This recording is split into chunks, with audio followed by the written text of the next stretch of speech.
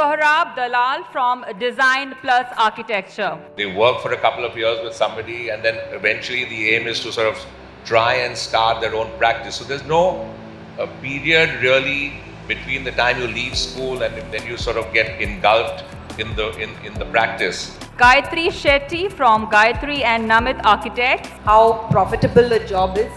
I don't think any of us, and we keep discussing this, all the time as we meet in Bangalore or across forums. It's very, very organic is what I believe, and I think there's a huge need. Indrajit Kembhavi from Kembhavi Architecture Foundation. But the challenge that we see in India is that it's very easy to start a firm. So you see too many firms coming up and too many insecurities coming up. So what we see here is that a lot of people compromise on cost. A lot of people are there are certain things we cannot even call them as fees. I don't know why people do projects sometimes. Rudraksh Charan from 42mm Architecture.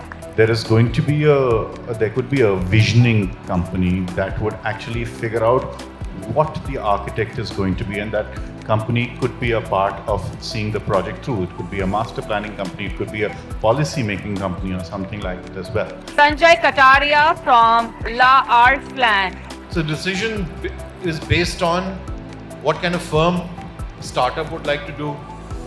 So normally they would start up with the proprietorship when they're completely liable for everything, and then we move to LLPs or private limiteds, and then the taxation changes accordingly. So I think a lot of people need to understand what the taxation is. Anand Sharma from Design Forum International. Fortunately, over a period of time, most of the organized developers have become sensitive to the issues that architects face. There is this growing realization that architect is not the only person responsible for the project.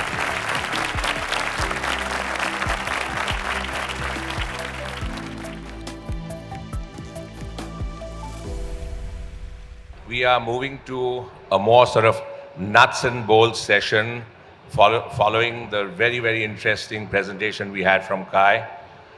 It was amazing, the work we saw there.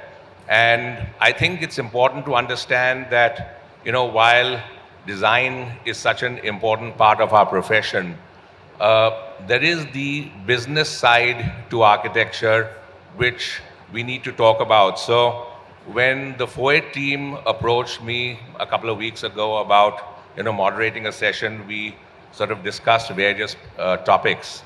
And we decided to, introduce a topic which is not design oriented, but which may make a lot of sense to a lot of the people sitting in the room, and where we really talk about business, because I think the profession is growing rapidly.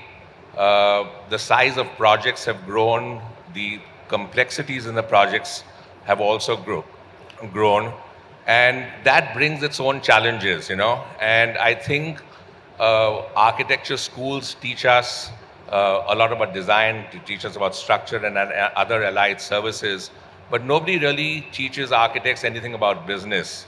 And when you sort of get thrown into the ocean of the profession, as the sort of firms grow from small to medium to large, we all start really having to grapple with a lot of these issues.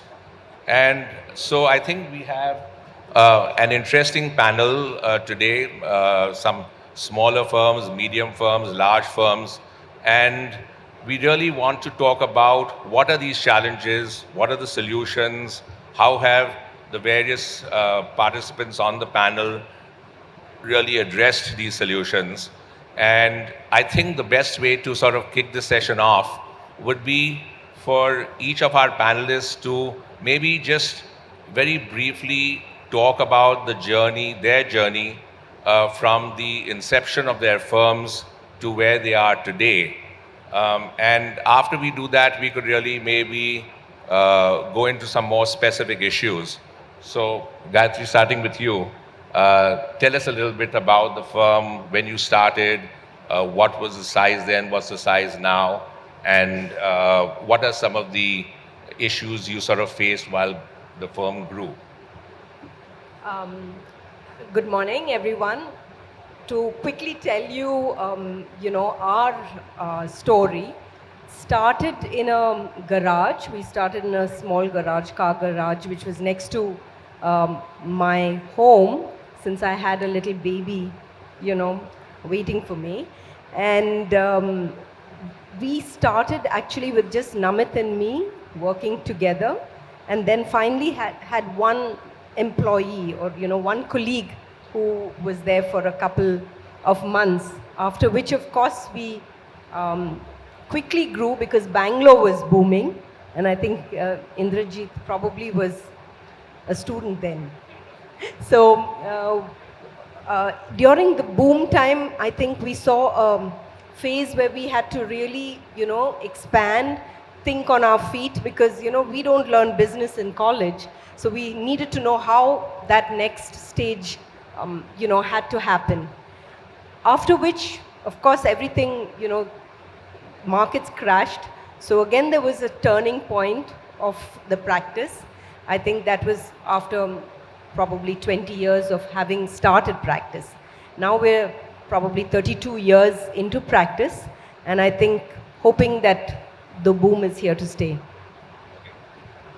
Sanjay, why don't you tell us a little bit about the journey that you have had? Hi, everybody. We are actually a firm of about 30 architects with an extension of associates, maybe numbering for now another 2 teams and associates, about 15 more. We also have an associate firm which has 15 3D visualizers. So I was possibly luckier. I was born in a family which has 35 architects in our family itself. No, none of them actually work for us. But my father was the one who started this. And he was in Africa, a town planner and architect. So I followed in his footsteps. The firm was started in 1977. But I actively took it over in 91. And from 91 till now, in 91 we were just 4 people. So now we have come to the numbers we are at. We primarily work in the luxury home segment now. Previously in healthcare also. Commercial projects, projects in Dubai.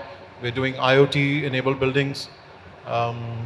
So we are moving with the times and trying to keep up with the younger crowd. But we see great talent out there. Rudraksh? Hi, everybody.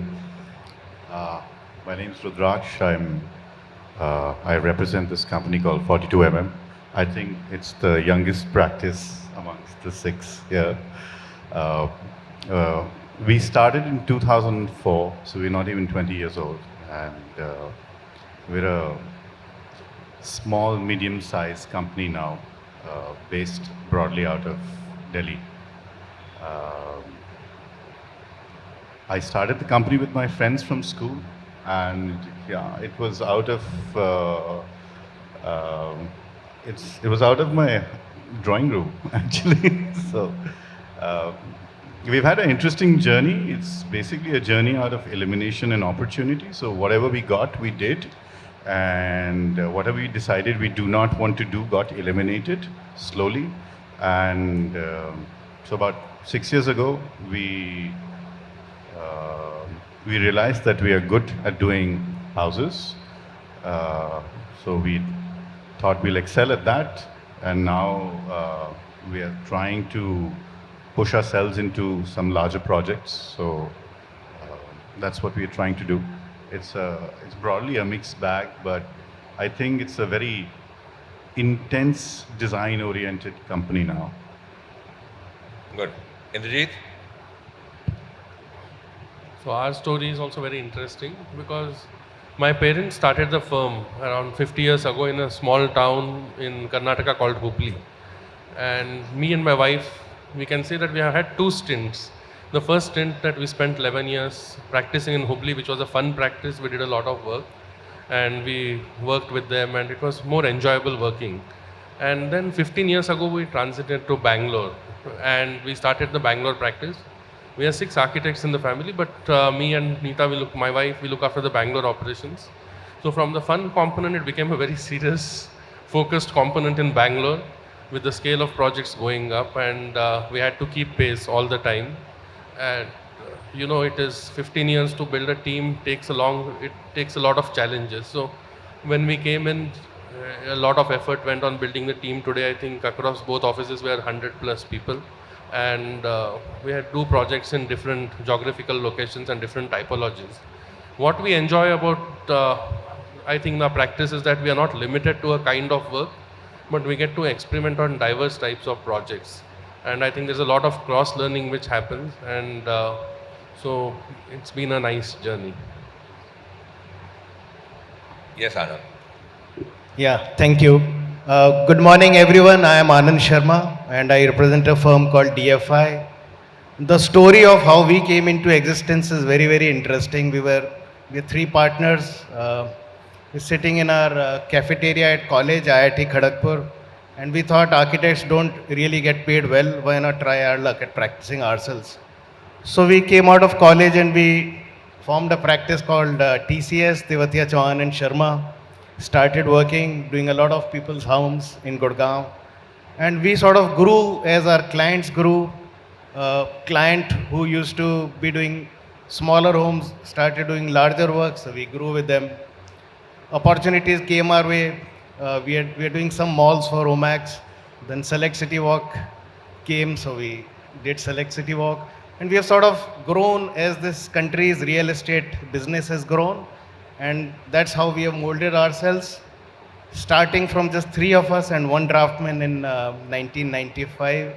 We are about 120 people here in Delhi and about 10 odd people in Chennai. And journey has been interesting. We are part of some very, very, some project that we really been able to make a difference in for the government, the Vanijya Bhavan that we recently completed. So the journey has been ongoing, has been very, very interesting, and we grow as this country grows. So thank you. Okay, thanks to all the panelists for sort of just introducing the firms and introducing the growth of their firms.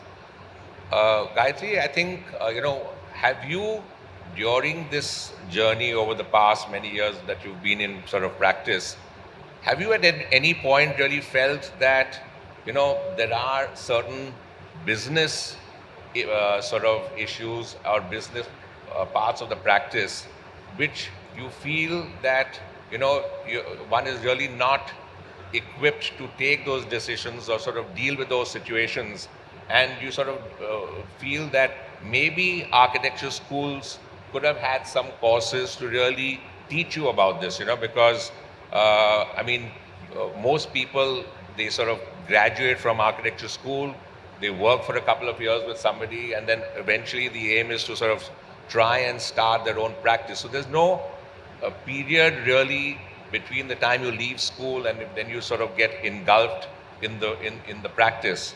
So have you really felt that it might have been good, or do you know of other, maybe are there sort of institutes overseas which actually do have these courses which sort of prepare you better for the business aspect of the profession? I think all the time, right from day one, I think the need has, probably when you're really small, it doesn't seem as important because, that you're just covering basics. But as practice grows, you realize the importance of knowing what to do, what to take in terms of jobs, how profitable a job is. I don't think any of us, and we keep discussing this, all the time as we meet in Bangalore or across forums.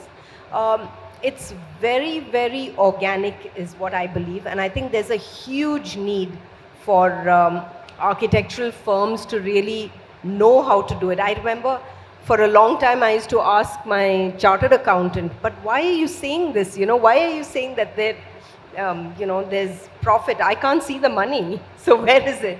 So I think this is important for architectural students to really get a grasp of what business is all about. I think it's most important.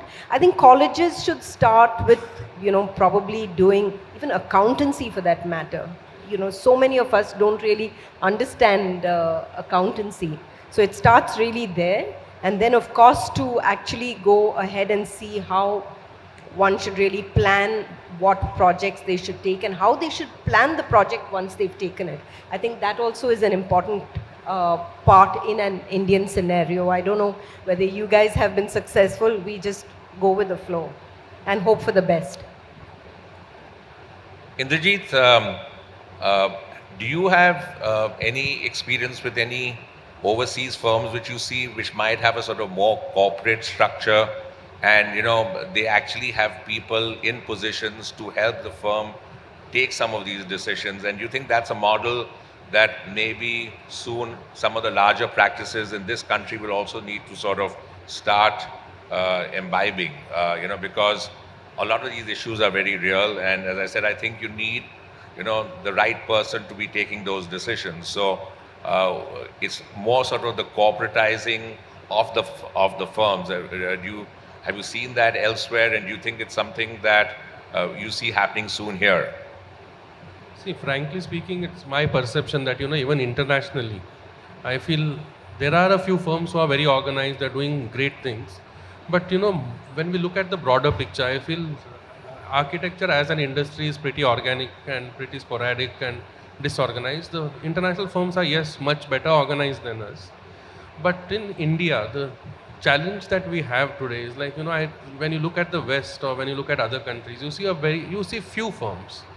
But the challenge that we see in India is that, it's very easy to start a firm.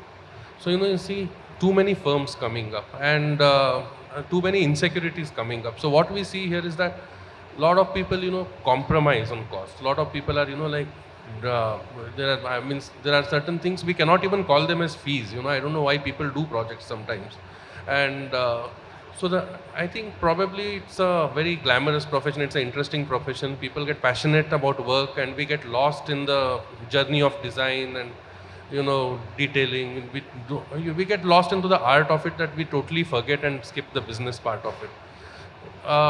So I feel it is very, very pertinent that we start understanding where we position ourselves, and there are a lot of learnings to be taken. Like we were working with probably Made Vijaya once for some of the projects, and we could see his office was a super organized office. He would probably get information right between the meetings, changes, stuff like that. Very clean on his billing, very systematic that way. So I feel a lot of firms in India are moving towards that. But the whole thing is that the whole ideology here is that people should start realizing that practices are becoming collaborative. It's not necessary to set up individual practices, but one can grow within a practice. And I don't think today things can remain family oriented or individual oriented. Business architecture, when it transitions from a small firm to a business house, it has to understand that it has to have partners, it has to have people holding stake, it has to have importance, and people have to have a lot of financial discipline. They have to have legal understanding. I think there is a lot of learnings to be done, and I think probably it is not that it should be a part of a business. I think there are a lot of courses in architecture taught today which are very redundant, but the key subjects are absolutely not being taught. Anand, your firm does a lot of larger projects also, and I think one of the things that we've been finding recently is that your contracts with clients, contracts with others is an important issue, which again I think we don't really pay much attention to. In fact, we have recently on a couple of projects run into a lot of sort of legal issues with on the project, and I have been spending a lot of time with the lawyers. In fact, one thing that I have learned, for all the people here is, I think lawyers are far better paid than architects, and that's a profession sort of worthwhile considering. But again, I mean, is this something that you've sort of encountered, and is this something that you think the time has come where people with the larger firms, at least like yours, would really need to start having people in the firm addressing these issues rather than sort of outsourcing this? How do you typically deal with these things? So, first of all, there is a different kind of a contract that every developer wants to go with. Fortunately, over a period of time, most of the organized developers have become sensitive to the issues that architects face. There is this growing realization that architect is not the only person responsible for the project. Fortunate. And every consultant within the larger umbrella of all consultants has a specific role to play. The liabilities are there, the responsibilities are there, and therefore there is now clearly a market defined definition of roles that are attributed to architects, structural consultants, quantity surveyors, Greha, RERA, and so on and so forth. But it would have been really, really nice if there was a standard format which was based on the changing realities, the changing dynamics of the architectural practice. It also doesn't help the matter that even with government agencies, the contracts are very, very vastly different between one or the other.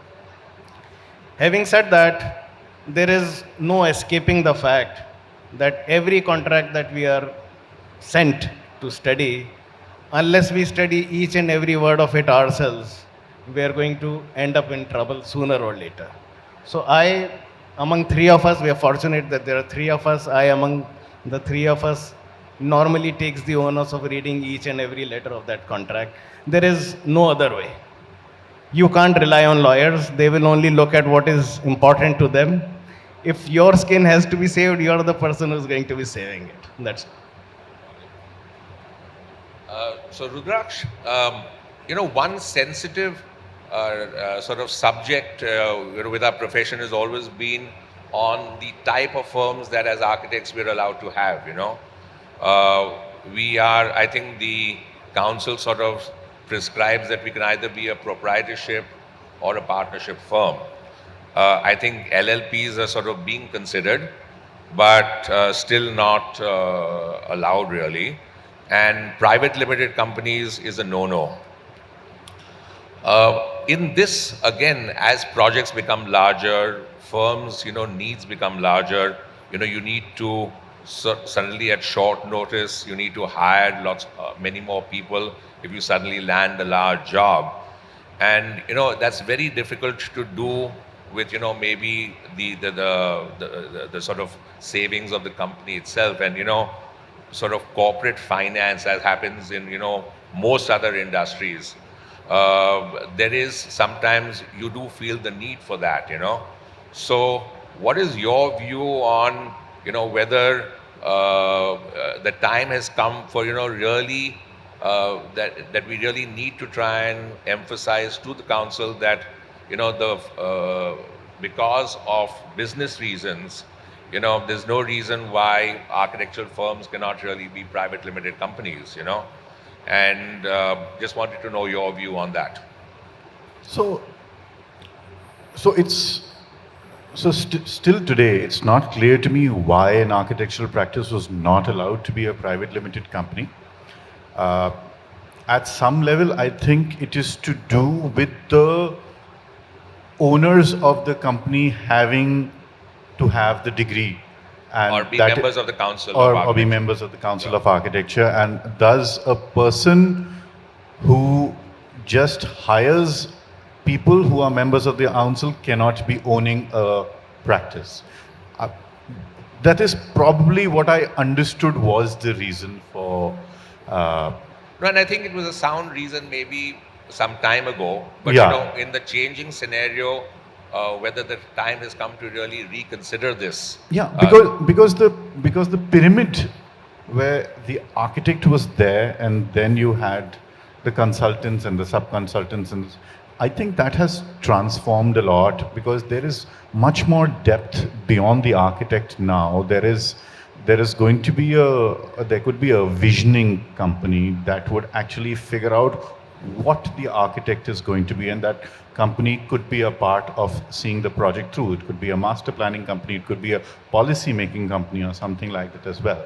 So I honestly feel that there is no reason why we should not, an architectural practice should not be a private limited company, number one. The second thing is that what Anji is saying, it's very right. You know, different people have different responsibilities. The size of the project is so large that it is not physically, mentally possible for one human being to know everything about that project. So there's going to be different consciousness that is going to know about that project. They cannot be held responsible. So why should the owner of the private limited company be held responsible? The company needs to be held responsible. Right. Right. So it's all the more reason why the individual needs to be alienated from the organization, and the organization should be able to, at a large, Assume that responsibility. assume the responsibility and expand. And then, and how are you going to get board of directors who are going to be able to take a conscious call rather than a more singular call that an individual from a myopic, point of view would be doing? So I think it's high time if large architectural practices which are going to have enormous impact on the social fabric of cities, I don't think it should come out of one brain.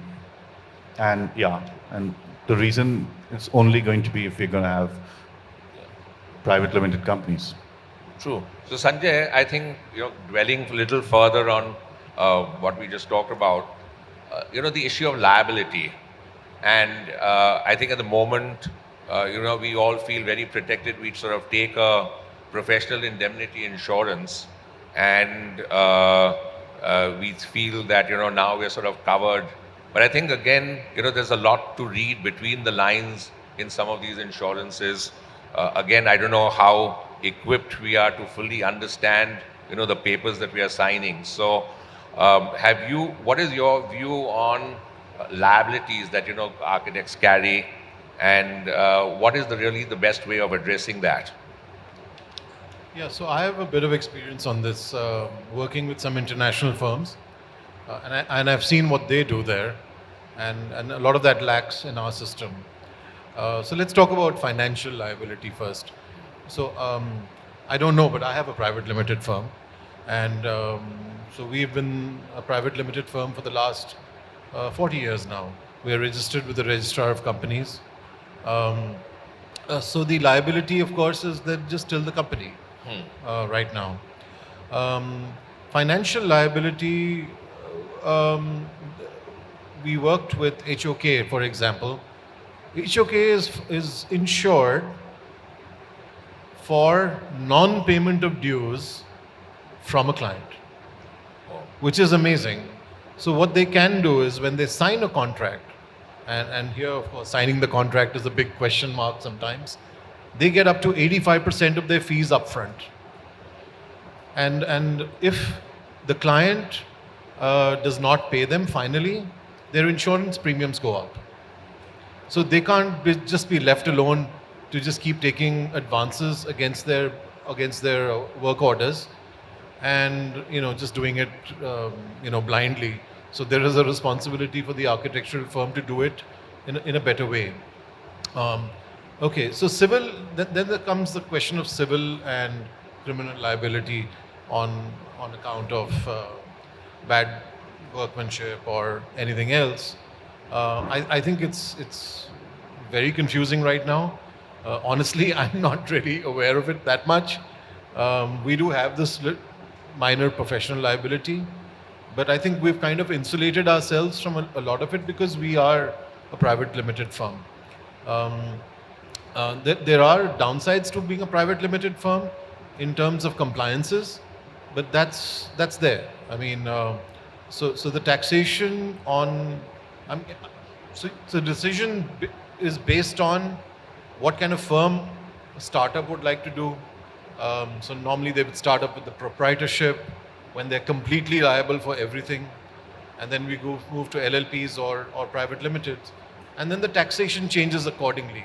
So I think a lot of people need to understand what the taxation is for a proprietorship, which is like, it can go up to 40 to 48% in our current tax slabs.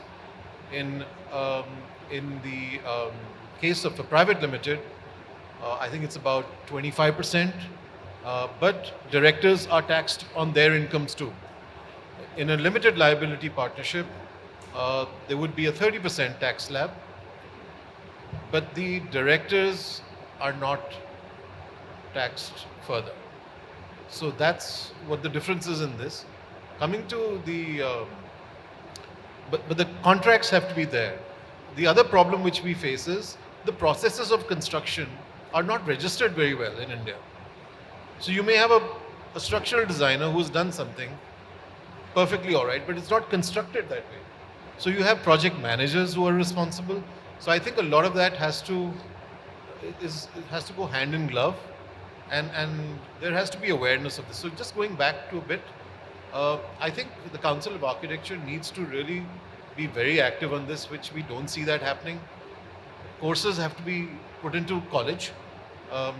They have them abroad. I've seen that. So they teach professional practice, documentation, and ethics. So that's the most important thing, which a lot of the students don't get to know. They just come in and they start working, and they don't have an idea how to do it. So I think it all stems from that, and if those foundations are not built right, and then the whole process is never going to work. True. No, actually, the other way of looking at it is that, maybe I think when you're in architecture school, you're very enthusiastic about the design aspect, you're enthusiastic about coming into the profession. Maybe there should be courses available actually much later on, maybe 10 years after you've been in practice. You should be able to go somewhere and maybe learn about these these sort of business aspects of the profession. It's really more an after school, not something that you do in school, because you don't want to sort of cloud your thinking on day one when you're sort of getting into the profession. So maybe somebody needs to start thinking about, or even the council needs to start thinking about introducing courses which can help people who've been in practice for 10, 15, 20 years to start grappling with some of these issues, really, and that may be the way to do it. Gayathri, sorry, there's one more thing. Yeah, sorry. Just for example, like in Dubai, when we worked there, an architect is licensed to do a G+3. He cannot do a G+10. So he has to move further and then give that little refresher course, and then he's licensed to do G+10. So I think that brings in the responsibility aspect also, and what you're saying is absolutely right. It will be done later. Yeah, Gayathri, I was saying that, we have, and I'm sure you must have also worked with some of these international firms, and I find that, I think, in this country, we're probably too emotional, We sort of get emotionally attached to our clients, and then, they can make 50, 100, 200 changes, and everybody is supposed to sort of do that and, not charge anything for those changes and keep on working on the project even long after it sort of ceases to be profitable. If you see some of these international firms, it's almost like a stopwatch, the day the sort of meter is down, and they've consumed the number of hours they were sort of supposed to spend on the project, they say, sorry, we need the change order, otherwise we don't really sort of continue working. So what's your view on this? Is there some sort of a balance? Do we need to start becoming a little more authoritative about some of these issues, or we sort of continue on our emotional path? I think you're really right, because I'm sure this happens, across board through all practices, and especially more when you're, early years. But I have seen, I've seen in the last probably decade or so that clients, of course, are being a lot more demanding because they travel a lot more, and the expectation from the architect is also that much more. As architects and as professionals, I think it's important that we start, holding our ground. About 10 years ago, I was helping my sister in the US, design her home and build it. And when she wanted a small change, believe it or not, it was like a small change, like adding probably some extra storage in a toilet or something like that. The contractor and architect came back with a cost which was 5 times the actual cost of that product. So I'm saying this is of course to just make sure you don't make these changes and you don't delay projects. And I think delay, we all know what happens when a project gets delayed, and when you make changes, it's just happens that the whole process gets delayed by that much. Having said so, after 32 years, we are still caught up in that madness, and we really hope that the profession or our we should really make sure that these things don't happen to any professional. So Indrajit, I think you've grown from a small firm to a medium firm to a larger firm, and I think for a lot of the young architects in the room today, is there a sweet spot? From a business perspective, is there a sweet spot? Because I sometimes find that as firms grow, you pick up some projects, you need to sort of service those projects, you hire more people. Then because you've hired those more people, you need to pick up more projects to keep that sort of flow going. And it sort of becomes a bit of a vicious cycle, So in your opinion, is there a size that you think sort of makes good business sense also, is sort of easy to run? And if so, what would that really be? What would that size be? One person firm. Honestly, I think that's the sweet spot where you're absolutely not having any liabilities whatsoever. Realistically. One person. But it's like the movement, but see, it's not realistic in today's world where we have to do multiple things. See, to be honest and to be blunt, I feel architecture and business are two different worlds. The most successful architectural firm, if you look at it, probably from a business perspective, I don't think it will match up to anything. My brother was telling me, some small date shops and the dry fruit shop chains, earn much, much more than the largest architectural firm. Yeah. See, the reality is, we can hide from the fact, but it's the truth. See, what we can learn in college, realistically, we cannot learn everything. We cannot be legal experts, we cannot be financial experts, we cannot learn everything. It's not possible. We have a lot of things to do for which we are supposed to do. That's the process of designing and making sure that we handle all the consultant and deliver a good building. The whole thing that we need is a little bit of learning in terms of business, that is management, MBA or something like that, which is integrated with architecture. So people start understanding the business side. But for a firm, the biggest challenge today, what we see across, is the scale of fees and the scale of remuneration that people are able to command. It's just been dwindling over the years. Earlier it was on a percentage which was keeping in times with the cost. The moment, I don't know who invented this cost per square feet concept. After that, what has happened is I was talking to a developer, he said every cost has grown. The only cost that has remained stagnant for the last 10 years is an architect's fee. So it's a hard truth, and I don't think, and we asked him, why don't you change? He said, when people are available at a price, why do I pay extra? So the whole challenge here is that we can manage a business, we can design our projects. We need to hire people like legal experts in the firm. We have to have financial experts in the firm. Apart from people, the professionals like the CAs and the legal people, when the firm grows beyond a certain size. But what is happening is, the financial structure is not enabling us to get into those things. And we are not able to professionalize our firms the way we want to professionalize them, even if we want to professionalize them. And our costs are simply rising, whether it's labor costs, whether it's software costs, whether it's taxation. So realistically, I think everybody, across the fraternity, like when we meet across events, it's all becoming like, like we meet, we discuss, have a good time and get away. But seriously, I feel when it spoke about council, I think it was done in 1972 or something like that. And the dynamics of India were extremely different. Today we have changed so much. I think it's something that has to be scrapped. We have to address real life problems of architects And trust me, every architect sitting in this room has a problem. Let us not hide from the fact. In terms of business, they have challenges at every level. So we have to address it seriously if we have to be sustainable. If you see the medical field, we don't have individual doctors today, they are dwindling. It's the hospitals who are being built as enterprises, and all the doctors are jumping and joining those hospitals and leaving their private practices because of the legal and other liabilities that they cannot manage. So it's time to re-evolve, rethink our profession. No, true. I think, I think we are getting towards the end of our time here.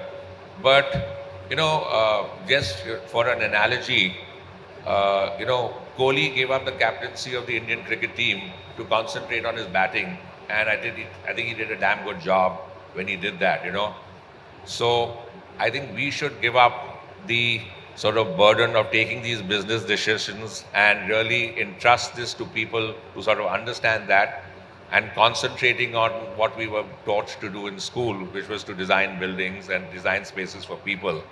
So I think that's probably the way to go forward. I think you had a very good point that unfortunately the sort of financial dynamics of our practices sometimes don't allow us to do this. But I think, we can start in a small way, start introducing some professionals in the firm who you feel are most necessary as the, if that's successful, then try and get in for some of the other trades also.